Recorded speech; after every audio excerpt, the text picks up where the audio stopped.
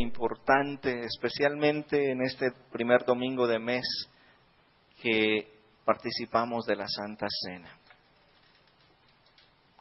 Desde tiempos inmemorables, el hombre ha ofrecido sacrificios a distintas deidades, divinidades. Sin duda ustedes han leído los libros en la escuela, han visto películas, tienen información de cómo en distintas culturas a través de la historia el sacrificio ha tenido un lugar muy importante. Nuestros antepasados aztecas y mayas practicaron el sacrificio, ¿no es cierto? Ahora, esos sacrificios, ¿qué intención tenían? Bueno, hay una diversidad de razones. Muchas de estas culturas sacrificaban a sus dioses porque querían aplacar la ira de la divinidad. Otros para obtener buenas cosechas, otros para estar sanos o para ser librados de espíritus malignos, otros para tener victoria sobre sus enemigos cuando iban a la guerra. Por cierto, es que en la historia vemos que hubo muchos sacrificios y por diferentes razones. Cuando vamos a la Biblia, nos encontramos también que la Biblia establece los sacrificios. Y una gran parte de la historia bíblica tiene que ver con sacrificios. El pasaje que leímos hace un momento en Éxodo nos habla de un sacrificio. Pero ¿cuál es la diferencia entre las otras culturas y la enseñanza bíblica sobre el sacrificio?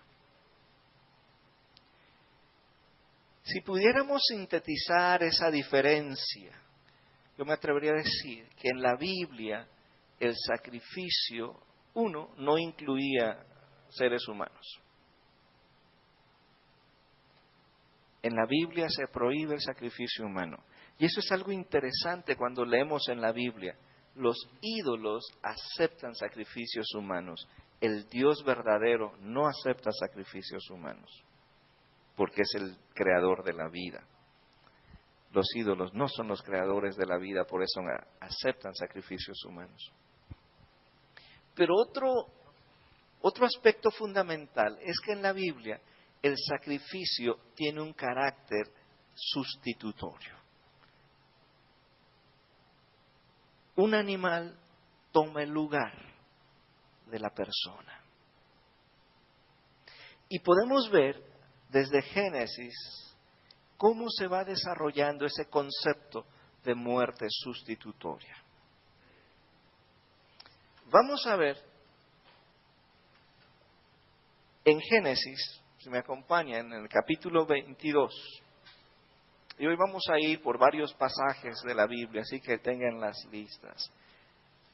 Génesis 22, en el verso 8. ¿Me acompañan leyendo? Génesis 22, 8, dice la palabra: y respondió Abraham: Dios se proveerá de cordero para el holocausto, hijo mío. E iban juntos. Qué interesante. Ante la pregunta de Isaac, ¿dónde está el cordero para el sacrificio? ¿Qué le dice Abraham? Dios se proveerá de cordero. No fue una respuesta solo para satisfacer la curiosidad de su hijo. Era una respuesta que destilaba la fe de Abraham, porque Dios le había dicho: a través de ti yo voy a ser una gran nación. Y cuando Dios le pide a su hijo, Abraham sigue confiando en que Dios va a cumplir esa promesa. Pero más allá de la respuesta a Isaac y de la fe de Abraham, esta declaración tiene un aspecto profético, porque Dios se iba a proveer de un cordero de otro tipo. Entonces, comenzamos en Génesis viendo esa declaración: Dios se proveerá de cordero. En Éxodo vemos que un cordero muere para tomar el lugar de los primogénitos de los israelitas. El animal murió en lugar de las personas. En el mismo libro de Génesis, en el capítulo 3, cuando Adán y Eva desobedecen a Dios y se hallan desnudos, el primer acto de Dios es sacrificar un cordero y le hace vestidos al hombre y a la mujer para cubrir su desnudez. Un animal tuvo que morir en lugar del hombre. Si avanzamos un poco más y llegamos a los profetas, encontramos una vez más ese carácter de sacrificio sustitutorio. Acompáñenme al capítulo 53 de Isaías, por favor.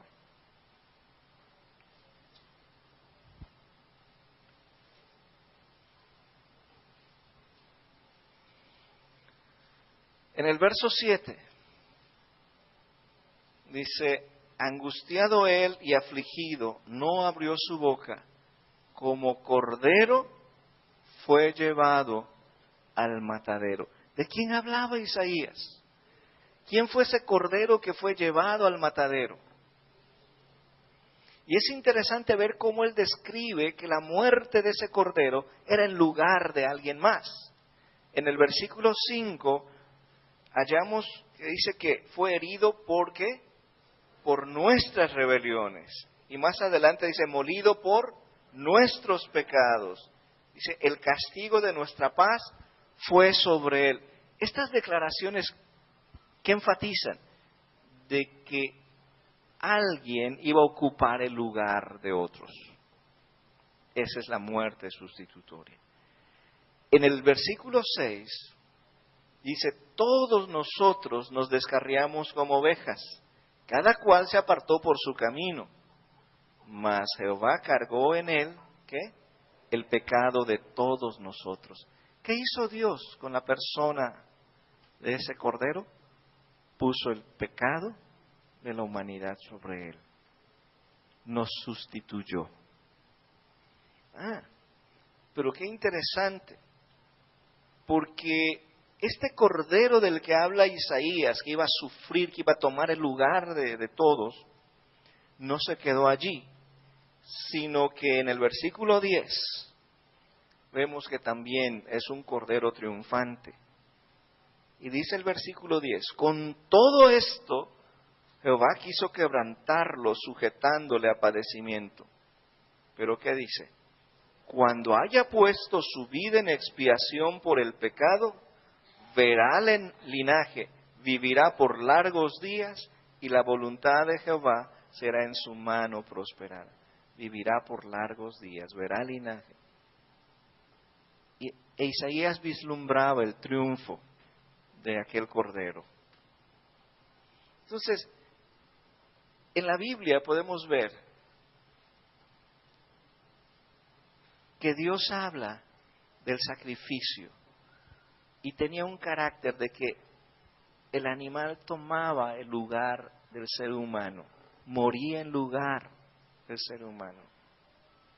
Lo vemos al inicio del Antiguo Testamento, lo vemos en los libros proféticos. Cuando llegamos al Nuevo Testamento, en el pasaje que leímos hace un momento, en Juan 1:29, ¿cuál es la declaración de Juan el Bautista? He aquí que el Cordero de Dios que quita el pecado del mundo. Y aquí hay algo muy importante, porque en el Antiguo Testamento los corderos eran animalitos que morían ocupando el lugar del ser humano. Pero en realidad la muerte de estos animalitos no podía de una manera plena producir el perdón de los pecados. Solamente el sacrificio de alguien que estuviera en armonía con la perfecta naturaleza de Dios, es decir, santo, justo, perfecto, solo alguien que estuviera en armonía con Dios podía realmente perdonar los pecados. Por eso Jesucristo es introducido en el Nuevo Testamento como el Cordero de Dios que quita el pecado del mundo, porque Él compartía la naturaleza divina. Era santo, justo, perfecto. Y Él venía a tomar nuestro lugar. Vamos rápidamente a Primera de Pedro. Primera de Pedro, capítulo 1. Y por favor acompáñenme leyendo los versículos 18 y 19. Primera de Pedro 1, 18 y 19. Dice la palabra del Señor: sabiendo que fuisteis rescatados de vuestra vana manera de vivir, la cual recibisteis de vuestros padres, no con cosas corruptibles como oro o plata, sino con la sangre preciosa de Cristo, como de un cordero sin mancha y sin contaminación. ¿De qué está hablando Pedro? De la muerte sustitutoria de Jesús. Que nuestros pecados habían sido perdonados por medio del sacrificio de Cristo.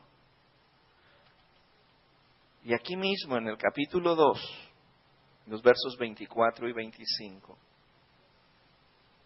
podemos leer. Primera de Pedro 2, 24 y 25, dice la Escritura: quien llevó Él mismo nuestros pecados en su cuerpo sobre el madero, para que nosotros, estando muertos a los pecados, vivamos a la justicia, y por cuya herida fuisteis sanados, porque vosotros erais ovejas descarriadas, pero ahora habéis vuelto al pastor y obispo de vuestras almas. Pedro nos dice que Cristo no solo fue ese cordero que tomó nuestro lugar, sino en esta manera Pedro nos está diciendo que Cristo como cordero cumplió toda la profecía. Cuando caminamos más en la Biblia y llegamos al libro de Apocalipsis, hay imágenes del cordero muy especiales. En el capítulo 5 hay una pregunta, dice: ¿quién es digno de tomar el libro que está en la mano del que está sentado en el trono? Y aparentemente nadie era digno. Pero en el versículos 5 y 6, capítulo 5, versículos 5 y 6 dice: y uno de los ancianos me dijo: no llores, he aquí que el león de la tribu de Judá, la raíz de David, ha vencido para abrir el libro y desatar sus 7 sellos. Y miré y vi en medio del trono y de los 4 seres vivientes, y en medio de los ancianos, estaba en pie un cordero como inmolado. Se introduce la figura del Cristo exaltado. ¿Y cómo describe Juan a ese Cristo exaltado? Como un cordero que está exaltado porque está en el cielo, pero todavía llevaba las huellas de su sacrificio, las marcas de su muerte en la cruz.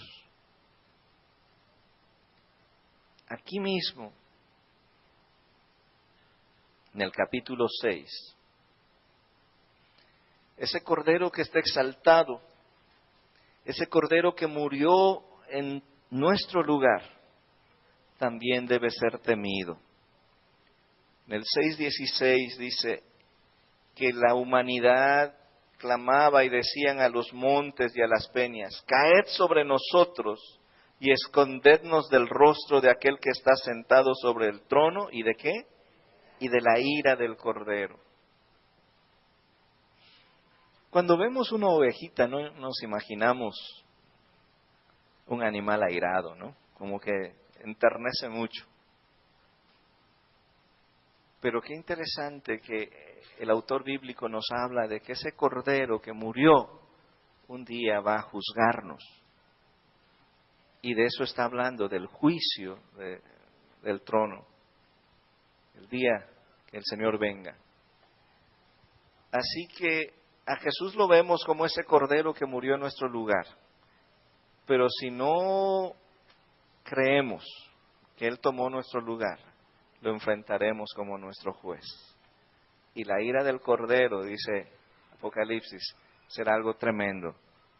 Más adelante, en el capítulo 17, versículo 14.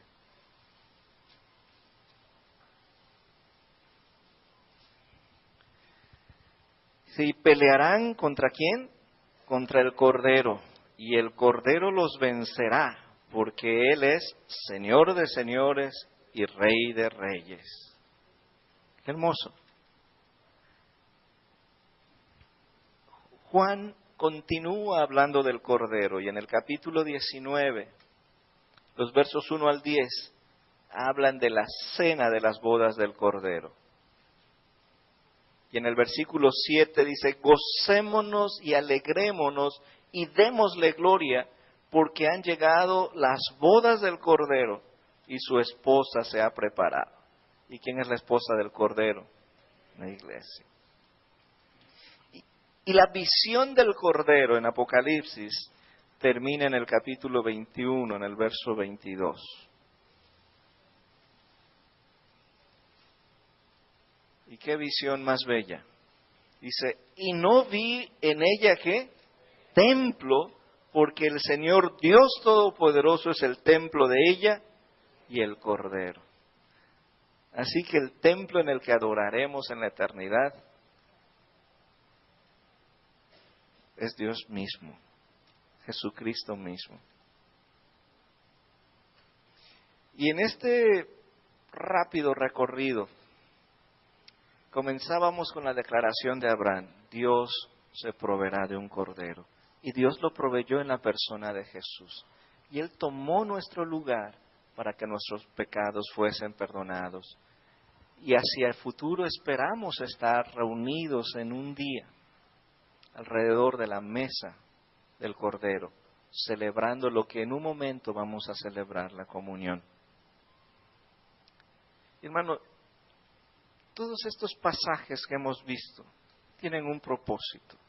Que cuando tú tomes el pan y tomes la copa, lo hagas plenamente consciente de que alguien dio su vida por ti. Y ese alguien es Jesús. Que Él tomó tu lugar para que tú no tengas que sufrir.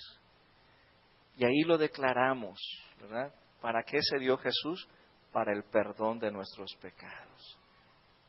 Acércate con fe. Recibe el perdón que Dios te ofrece a través de Jesucristo.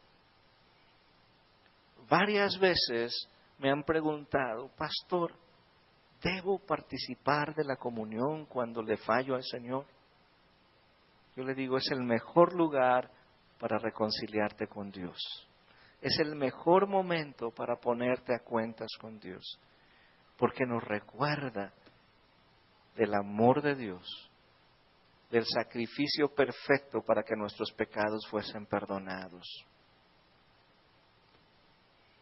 Así que esta mañana, cuando estemos celebrando la comunión, recordemos que Cristo es el Cordero que tomó nuestro lugar.